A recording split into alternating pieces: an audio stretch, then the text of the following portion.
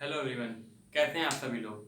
मैं प्रिंस सिंह बहुत बहुत स्वागत करता हूं आपके अपने YouTube channel Mishra short hand में।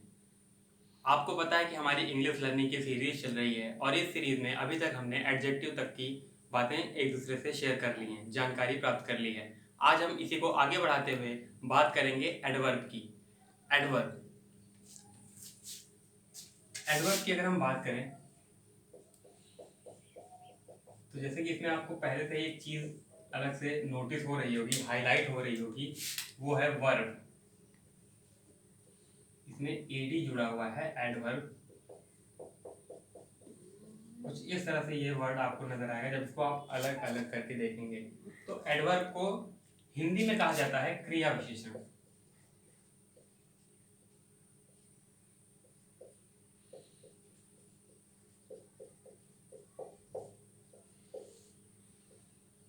क्रिया विशेषण यानी कि ऐसे शब्द जो क्रिया की विशेषता बताते हैं, यानी कि जो वर्ब की, यहाँ पर भी लिखा हुआ है वर्ब यानी क्रिया ही होता है। तो जो वर्ब को डिफाइन करते हैं, वर्ब को मॉडिफाई करते हैं, जो वर्ब के बारे में ज़्यादा जानकारी दें, उन्हें हम कहते हैं क्रिया विशेषण।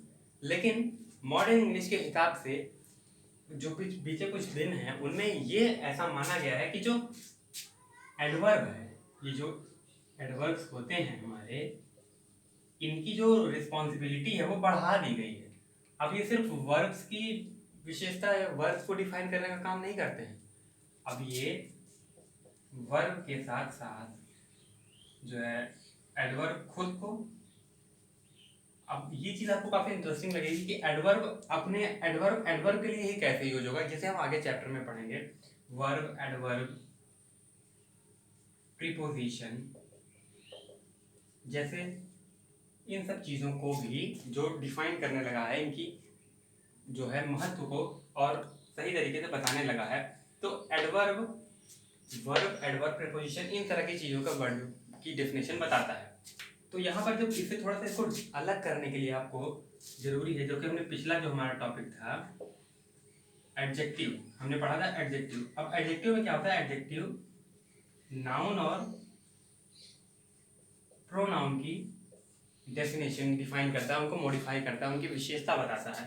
तो यही कुछ एक डिफरेंस रहेगा जब हम बात करेंगे एडजेक्टिव की या और जब हम बात करेंगे एडवर्ब की। तो इन दोनों में मेन डिफरेंस यही आएगा कि ये जो है वो एडवर्ब, प्रीपोजिशन और साथ ही साथ इसके वर्ब की सबसे जो मेन इसका काम होगा वो वर्ब को कहीं ना कहीं ज़्यादा डिफाइन करेगा।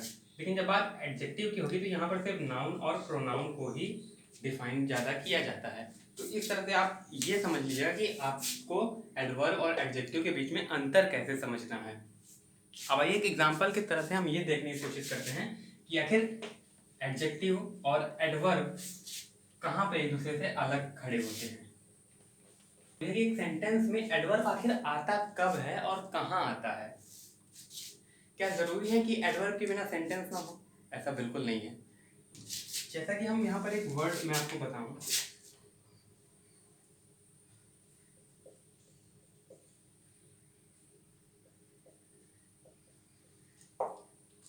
यहाँ पर लिखा है शी प्लेज, यानी कि वो खेलती है।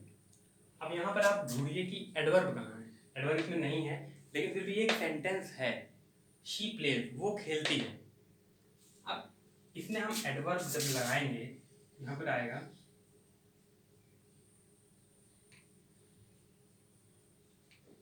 She plays well.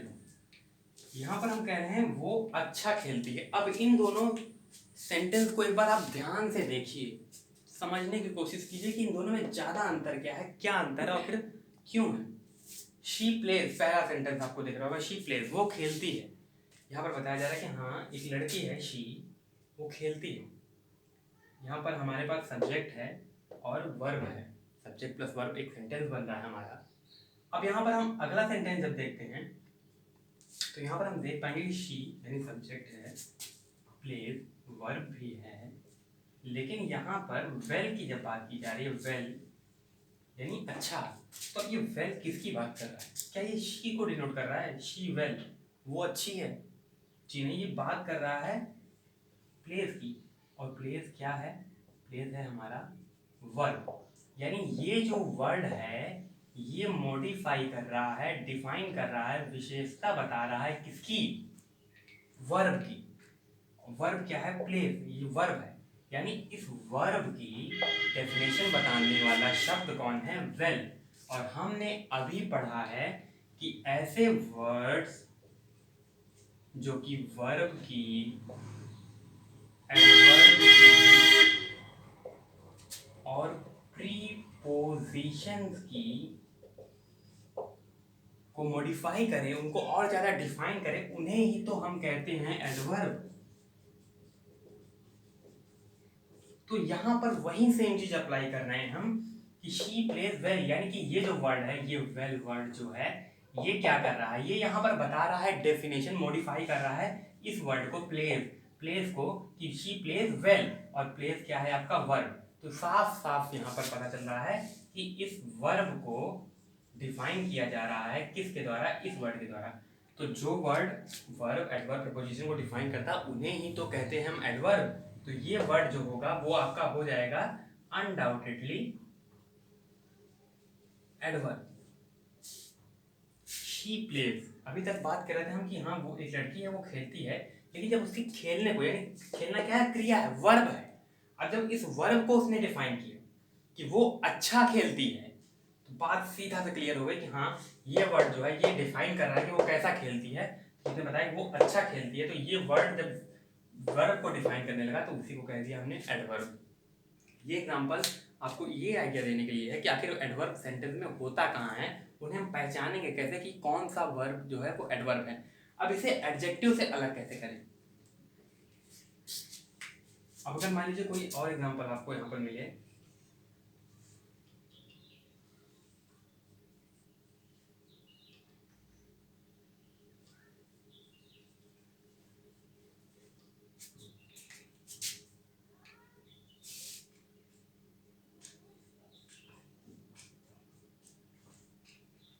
यहाँ पर हम बात करें शी प्लेज पियानो, यानी यहाँ पर एक वर्ड क्या है कि वो पियानो बजाती है।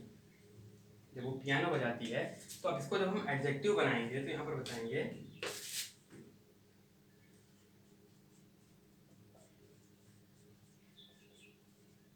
शी प्लेज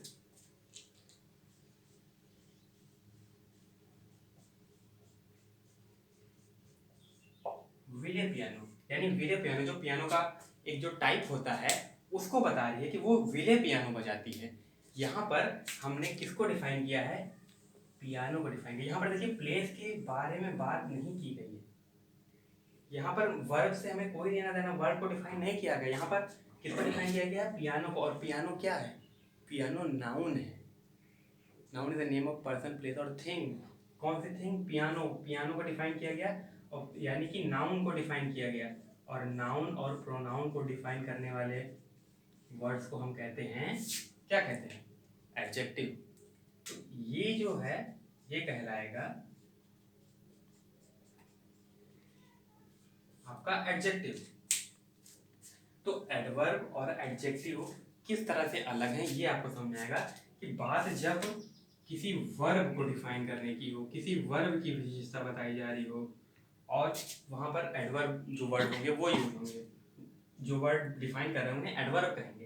लेकिन जब नाउन और प्रोनाउन की को डिफाइन करने की बात आएगी तो वहाँ पर बात होगी कि वो एडजेक्टिव है।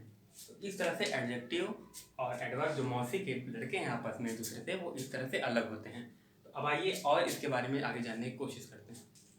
जैसा कि मैंने आपको लेक्चर के स्टार्टिंग में ही बताया था कि जो एडवर्ब है उसका काम सिर्फ और सिर्फ वर्ब तक सीमित नहीं है। यहाँ पर वो एडवर्ब एडवर्ब खुद को, अपने आप को भी अपनी विशेषता बताती है, अपने मुंह मियाँ मिट्ठू भी बनता है ये। और उसके बाद जो एक और वर्ड ये है प्रीपोजिशन, जो कि हमारा अगला टॉपिक होगा। प्रीपोजिशन ये इनकी भी डेफिनेशन, इनको भी डिफाइन करता है, इनकी भी विशेषता बताता है। तो वर्ब की किस तरह से करता है हमने पिछले एग्जाम्पल में देख लिया था, शी प्लेज वेल। अब हम एडवर्ब और प्रीपोजिशन को किस तरह से एडवर्ब डिफाइन और मॉडिफाई करता है ये देखेंगे आगे आने वाले कुछ एग्जाम्पल्स में। तो बात करते हैं एडवर्ब की। अब आप ये सोच रहे होंगे कि एडवर्ब जो कि खुद एक डिफाइनिंग वर्ड है, वो अपने आप को ही, जब एडवर्ब को ही कैसे डिफाइन करेगा, ये देखते हैं। एडवर्ब, जैसे कि मैं आपको वही पुराना एग्जांपल देता हूँ, शी प्लेज वेल। यह वर्ड है, हमने डिस्कस कर लिया था कि ये क्या है, ये हमारा एडवर्ब है।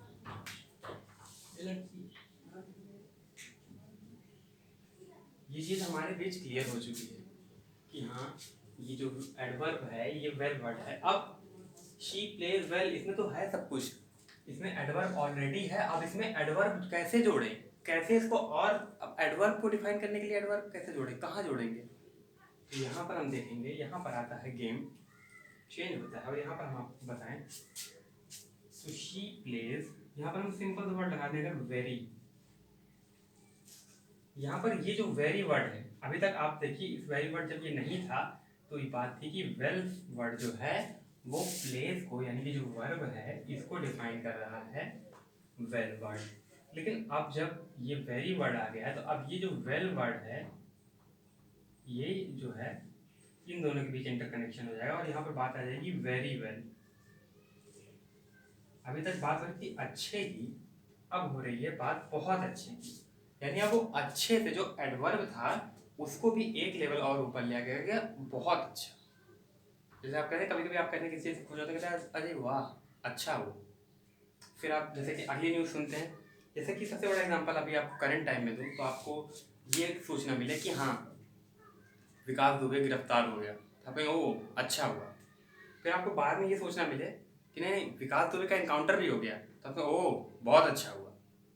यानी कि एक ही चीज़ को जब उसको और ज़्यादा डिफाइन कर, उसका लेवल और बढ़ा दिया जाए, जब एडवर्ब को किसी अच्छी चीज़, किसी क्रिया विशेषण शब्द को ही जब और ज़्यादा विशेषता उसको दे दी जाए, तो वहाँ पर किस तरह से वर्ड लगाकर एडवर्ब जो है वो एडवर्ब वर्ड को भी डिफाइन करता है, उसकी भी विशेषता बताता है, उसको भी मॉडिफाई करता है। और अब बात करते हैं प्रीपोजिशन की। प्रीपोजिशन हमारा अगला टॉपिक होगा। जो प्रीपोजिशन किसे कहते हैं, अगर आपको ये बता दूं, तो नाउन और प्रोनाउन से पहले यूज होने वाले वर्ड, नाउन और प्रोनाउन यहाँ पर, तो यहाँ पर ऑन, फॉर, इस तरह के जो वर्ड होते हैं जो नाउन और प्रोनाउन से पहले यूज होते हैं, उनको कहते हैं। उनकी डेफिनेशन, उनको कैसे डिफाइन करता है एडवर्ब, ये हम देखने की कोशिश करते हैं। जैसे कि मान लीजिए क्रिकेट मैच चल रहा है और यहाँ पर क्रिकेट मैच चल रहा है और किसी प्लेयर ने थ्रो करके रन आउट किया, तो यहाँ पर हम आप बताएं कि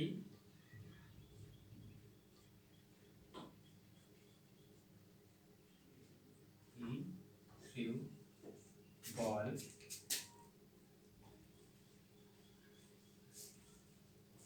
on the stumps। यहाँ पर आप देखिए इस वर्ड को, इस सेंटेंस को देखिए, यहाँ पर क्या हो रहा है, he threw ball on the stumps, यानी कि उसने बॉल को स्टंप पर फेंका, स्टंप पर मारा।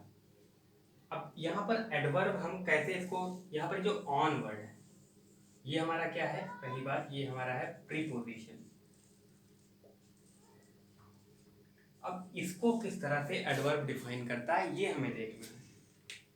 प्रीपोजिशन, अब इसको हम अगर बात करें तो he threw ball on the stumps. अब ऑन द स्टम्प्स बॉल मारना, स्टम्प्स कैसे होते हैं, स्टम्प्स आपके, अगर आपको क्रिकेट के बारे में नॉलेज हो तो ये आपको पता है ये इस तरह के स्टम्प्स होते हैं, ठीक है। अब वहाँ पर उसने कहा कि उसने बॉल स्टम्प्स पे मारा। अब स्टम्प अगर बॉल आके यहाँ लगती है तो भी स्टम्प पे लगी, यहाँ आके लगती है तो भी स्टम्प पे लगी, यहाँ लगी तो भी, यहाँ कहीं भी लगी बॉल तो स्टम्प पे मानी जाएगी। अब इसमें एडवर्ब लगाएंगे क्या, तो यहाँ पर हम ये वर्ड यूज करेंगे एडवर्ब, यहाँ पर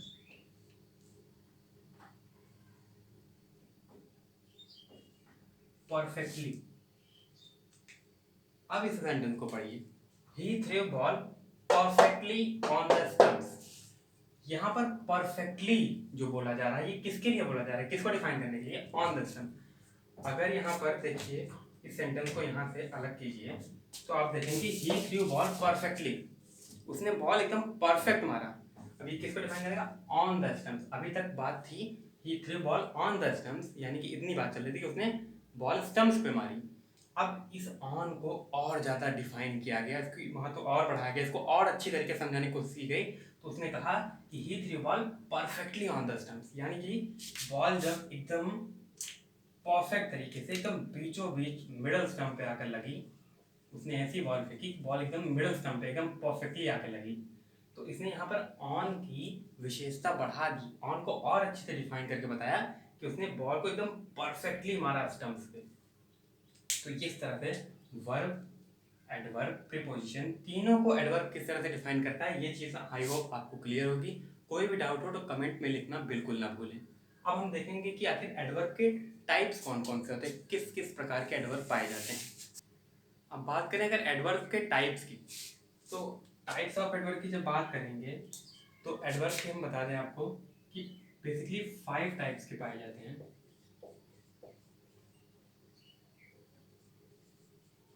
adverb of manner, adverb of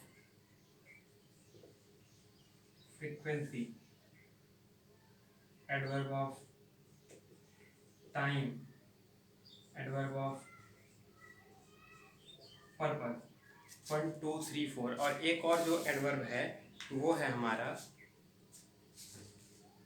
adverb of manner, frequency, time, purpose. और ये सारी चीज़ें होंगी कहाँ पर, यानी कि एडवर्ब ऑफ प्लेस।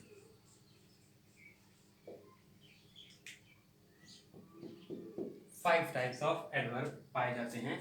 और अब सबसे जरूरी बात यह है कि ऐसा भी हो सकता है कि एक सेंटेंस में एक से ज्यादा एडवर्ब हों। अगर 1+ एडवर्ब होते हैं, यानी कि एक से ज्यादा एडवर्ब होंगे, तब आप वहां पर कैसे करेंगे कि हाँ एडवर्ब ऑफ मैनर भी है, फ्रीक्वेंसी भी है, टाइम भी है, पर्पस भी है, प्लेस भी है। तो इसको किस तरह से, कौन सा ऑर्डर पहले रहेगा, यहाँ पर मैंने इसलिए इस चीज़ को एकदम ऑर्डर से नहीं लिखा है कि ये मैं बताने का पर्पस था कि आखिर जब इतने सारे एडवर्ब होंगे तो उसको किस मैनर से, पहले कौन सा एडवर्ब आएगा, उसके बाद कौन सा आएगा, फिर कौन सा आएगा, ये सीरियल कौन सा होता है, ये हम जानेंगे। और साथ ही साथ ये जानेंगे कि आगे ये जो हमारे एडवर्ब के टाइप्स हैं इनको और डिटेल में पढ़ेंगे हमारे अगले आने वाले वीडियो में। तो इस वीडियो को लाइक, शेयर और सब्सक्राइब कीजिए चैनल को, और जुड़े रहिए हमसे आगे आने वाले वीडियोज़ के लिए। Thank you so much.